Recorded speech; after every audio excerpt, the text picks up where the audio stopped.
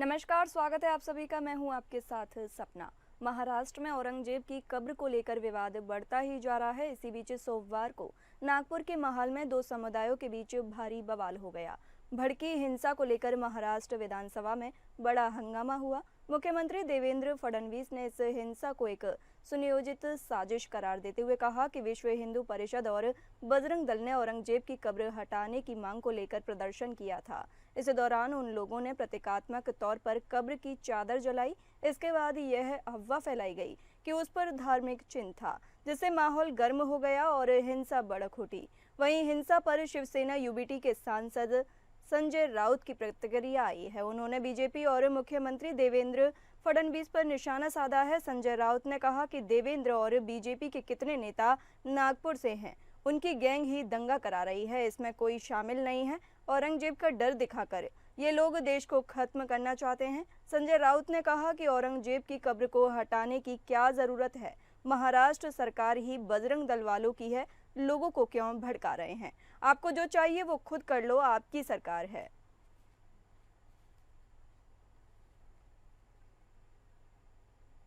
ज्यादा जानकारी के लिए हमारे सहयोगी सरजीत सोनी हमसे जुड़े हुए हैं। सरजीत, महाराष्ट्र में बढ़ते विवाद को देखते हुए अब किस तरह का माहौल है?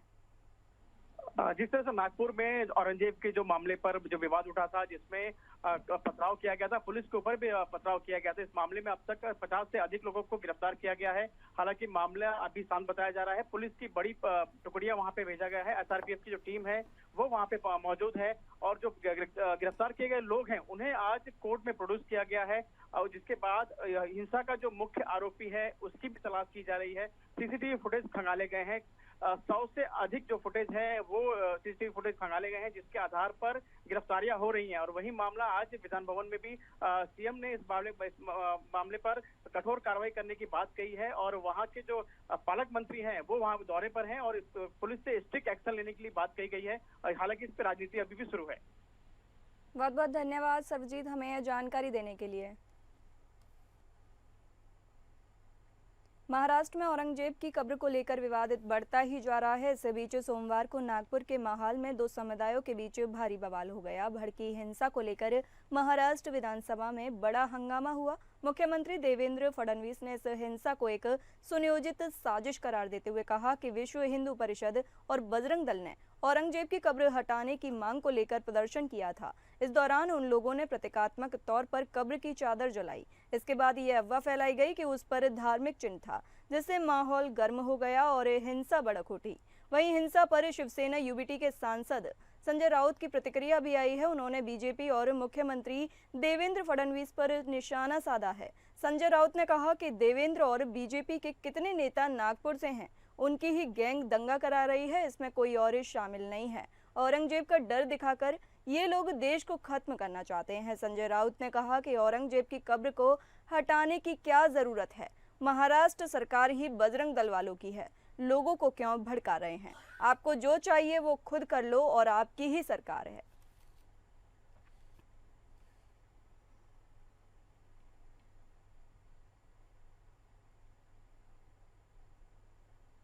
संभल में नेजा मेला पर रोक लगाई गई। आपको बता दें, संभल में इस बार सैयद सालार मसूद गाजी की याद में लगने वाला नेजा मेला और ढाल लगाने की अनुमति नहीं मिली। एएसपी ने इसे लुटेरे और हत्यारे की याद से जोड़ते हुए राष्ट्र 2 में कार्रवाई की चेतावनी दी।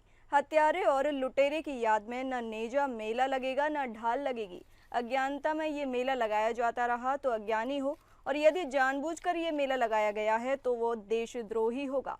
ये बात संभल कोतवाली में एएसपी श्री चंद ने धार्मिक नगर नेजा कमेटी के साथ वार्ता करते हुए कहा।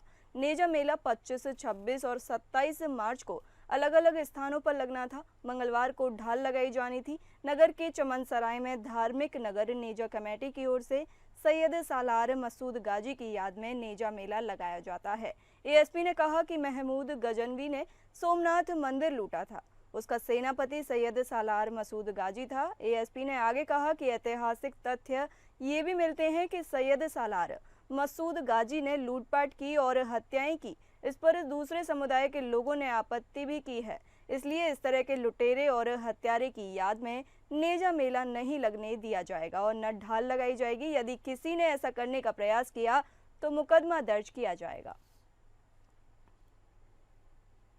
संभल में नेजा मेला कराया जाता रहा है। कुछ लोगों द्वारा इसमें आपत्ति प्रकट की गई और अवगत कराया गया, जो कि तथ्यात्मक रूप से सही पाया गया कि यह नेजा मेला अब्दुल सलार गाजी की स्मृति में मनाया जाता था। यह अब्दुल सलार गाजी महमूद गजनवी का सगा भांजा एवं उसका सेनापति था, जिसने सोमनाथ मंदिर सहित अनेक मंदिर को ध्वंस किया, साथ ही काफी लोगों की हत्याएं की। उसकी याद में इस तरह के मेले का आयोजन सर्वथा अनुचित है एवं कानून व्यवस्था का भी प्रश्न खड़ा करता है। इसलिए आयुक्तों को स्पष्ट रूप से बता दिया गया है कि इस तरह के हत्यारे एवं लुटेरे के स्मृति में इस ऐसा आयोजन उचित है। यह आयोजन ना करें और इस हेतु इन्हें स्वीकृति नहीं दी गई है। इसी के साथ ही ज्यादा जानकारी के लिए हमारे साथ चरण सिंह जुड़ गए हैं। चरण सिंह, सुरक्षा के किस तरह के इंतजाम किए गए हैं?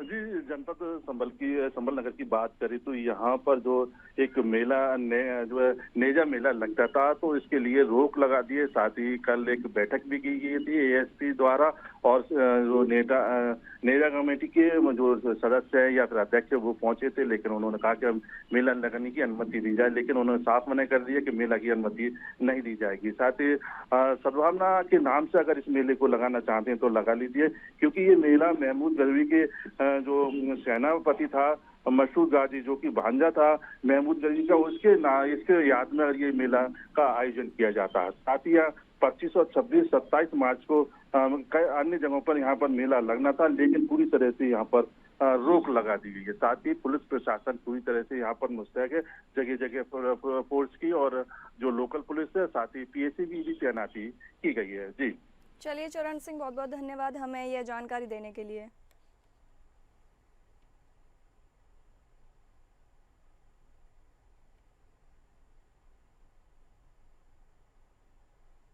यूपी के हमीरपुर में निषाद समुदाय में प्रदर्शन किया गया। यूपी के हमीरपुर जिले में पूर्व सांसद फूलन देवी पर अभद्र टिप्पणी किए जाने को लेकर निषाद समुदाय के लोगों ने जोरदार प्रदर्शन किया, जिसमें सोशल मीडिया प्लेटफॉर्म एक्स पर पूर्व सांसद फूलन देवी के खिलाफ की गई अभद्र टिप्पणी से निषाद समाज में रोष व्याप्त है।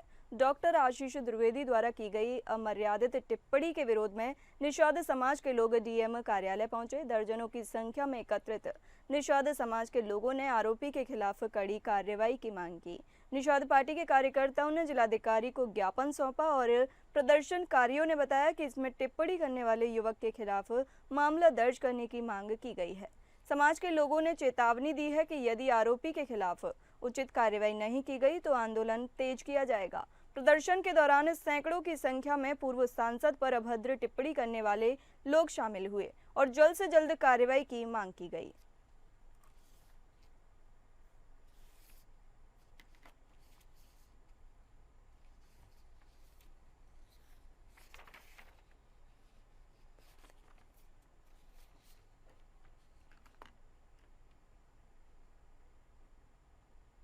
बस्ती में पूर्व एमएलसी का वीडियो वायरल हो गया। बस्ती जिले के प्रथम नागरिक जिला पंचायत अध्यक्ष संजय चौधरी और पूर्व एमएलसी मनीष जायसवाल का बारबालाओं के साथ वीडियो जमकर वायरल हो रहा है। जिला पंचायत अध्यक्ष संजय चौधरी जहां बारबालाओं पर रुपए उड़ा रहे हैं, वहीं पूर्व एमएलसी मनीष जायसवाल बारबालाओं के साथ मस्ती करते नजर आ रहे हैं। आपको बता दें, इन दिनों बीजेपी के जिला पंचायत सदस्य प्रमोद कुमार और बीजेपी के जिला पंचायत अध्यक्ष संजय चौधरी के बीच मतभेद चल रहा है। प्रमोद कुमार चौधरी ने अपने फेसबुक पेज पर रंगीन मिजाज जिला पंचायत अध्यक्ष संजय चौधरी के 2 वीडियो वायरल किए और कैप्शन में लिखा कि बस्ती के विकास पुरुष 12 मार्च 2025 को जिला पंचायत की बोर्ड की बैठक करते हुए जिला पंचायत अध्यक्ष का ये वीडियो सोशल मीडिया पर जमकर वायरल हो रहा है।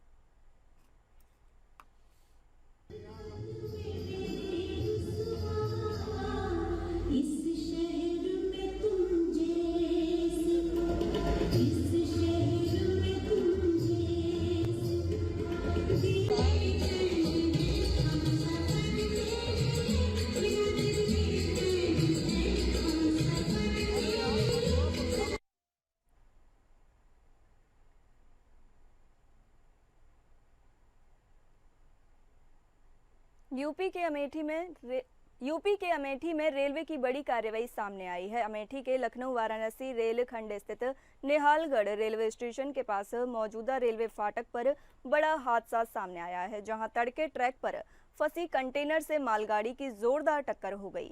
हादसा इतना भीषण था कि मालगाड़ी कंटेनर को करीब 100 मीटर दूर तक घसीटती रही। हादसे में ट्रेन के इंजन सहित ऊंची इलेक्ट्रिक लाइन पोल बैरिकेडिंग क्षतिग्रस्त हो गए। ट्रक करीब 100 मीटर दूर तक घसीटता चला गया।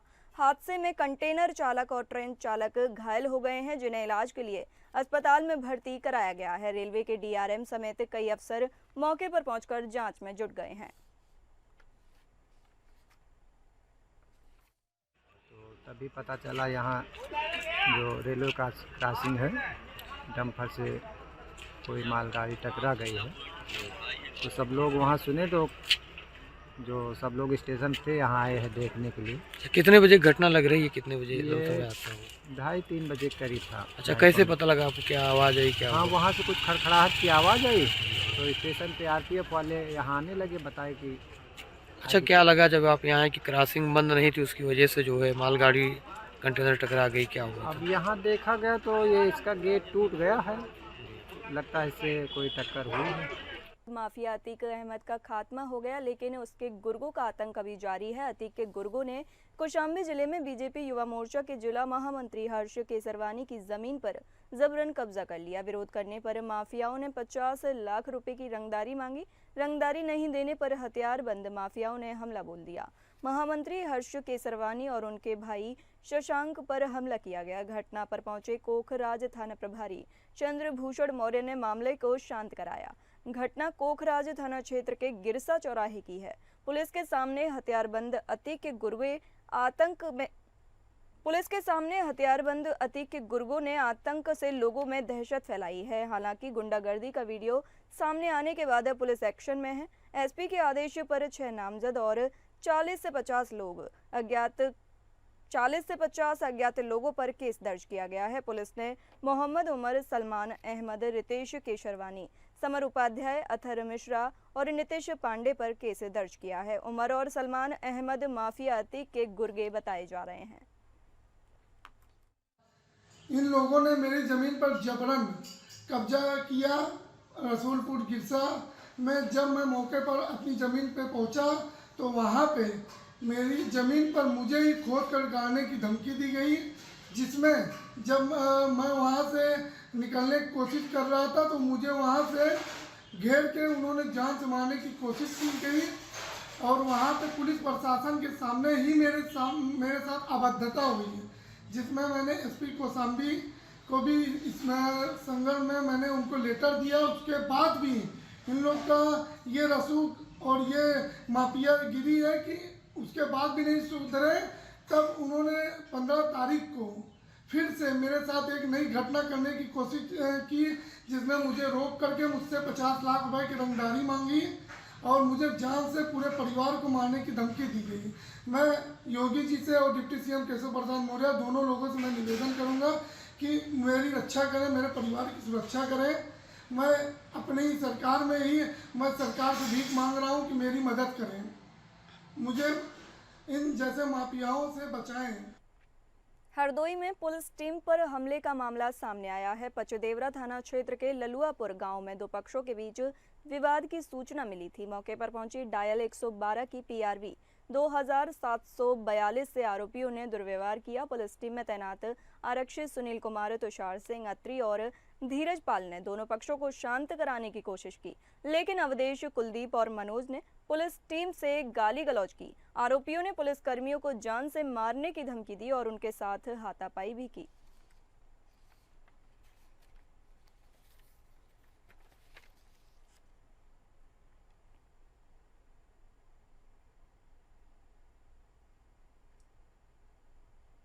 पीलीभीत में मामूली विवाद ने हिंसक रूप ले लिया। आपको बता दें, कहासुनी के बाद शरीफ खां चौराहे पर विवाद को सांप्रदायिक रंग देकर माहौल खराब करने की कोशिश की गई।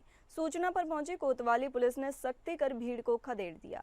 एक युवक को हिरासत में ले लिया है। दरअसल कोतवाली क्षेत्र के शरीफ खां चौराहे के निकट पर एक युवक शराब के नशे में दूसरे समुदाय के लोगों को गाली देने लगा। लोगों ने गाली देने का विरोध किया तो युवक ईंटें फेंकने लगा। हंगामा होने पर दोनों समुदायों के लोग जुट गए, एक दूसरे पर आरोप लगाकर हंगामा शुरू कर दिया।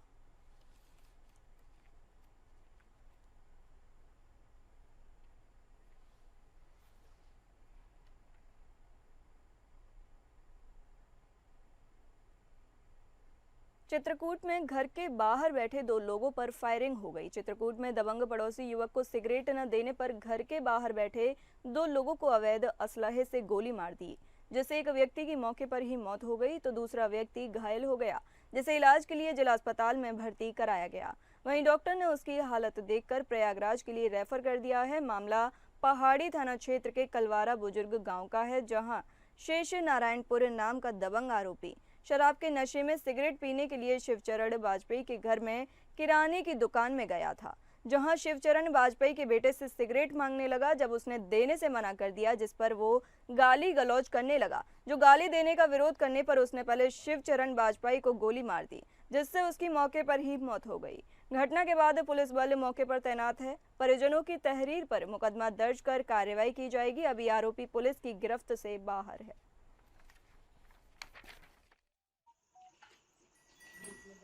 थाना पहाड़ी के कलवारा बुजुर्ग गांव में गोली चलने और उससे दो व्यक्तियों के घायल होने की सूचना मिली।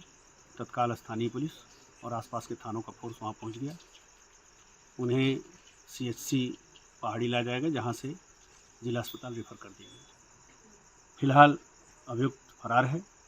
मौके पे पुलिस तैनात है। परिजनों से तहरीर ली जा रही है। उसके बाद अभियोग दर्ज करके अभियुक्त की गिरफ्तारी और आगे की विधिक कार्यवाही की जाएगी।